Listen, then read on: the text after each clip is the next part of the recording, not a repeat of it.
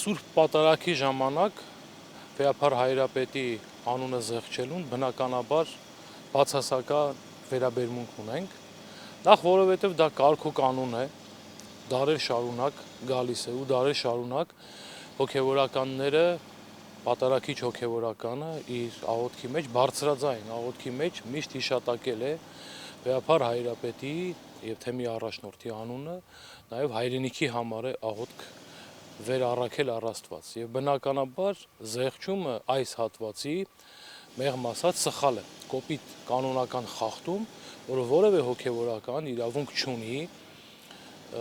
ինքնահնար կերպով այդպես վարվել։ Բայց պիտի ասենք, որ սա այս երևույթը մեր պատմության ընթացքում նոր երևույթ չէ։ Տեսեք, Ներսես աշտարակեցի կաթողիկոսի ժամանակ եղել է նման երևույթ Ռումինիայում եւ Կոստանդնուպոլսում, որ տեղի պատրիարքը եւ հոգևորականները զեղչել են ամենայն հայոց կաթողիկոսի անունը։ Եվ Ներսես աշտարակեցի վեհափարը ամեն ինչ արել է, 100-ից ավել նամակներ է գրել այս առիթով եւ ի վերջո հարցը լուծվել է հօգուտ եկեղեցու։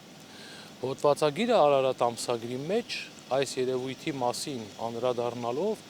ասում է, որ Վեհափար Հայրապետը Ներսես աշտարակեցին վերջի վերջո հասավ իր նպատակին եւ կանխեց ազգի երկպառակությունը։ Ուրեմն այստեղ շատ խորը իրողություն կա,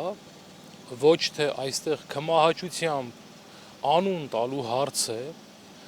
այլ այստեղ ազգի երկպառակության հարցն է, որ եկեղեցին Վեհափար Հայրապետի անձով պիտի միաբան մնա եւ հենց այս աղոթքն էլ, որ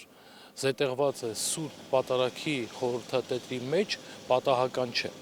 Եվ դրա համար այս խորքը հաշվի առնելով, իմանալով այս ամեն ինչի մասին, կանոնական այս մոտեցման վրա հենվելով, մենք հոգևորականներս պարտավոր ենք պատարագի ժամանակ բարձրաձայնել Վեհափար Հայրապետի անունը, թեմի առաջնորդի անունը եւ հայրենիքի համար աղոթքը բարձրաձայն հնչեցնել։ Եվ հիմա էլ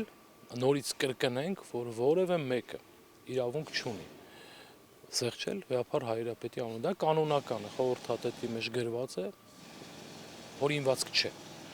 Եվ մենք մեր վերաբերմունք արտահայտելով ասում ենք, որ ոչ, դեմ ենք այս երևույթին, որ հոգևորական ինքնահնար կերպով ուրեմն զեղչում է Վեհափար Հայրապետի անունը։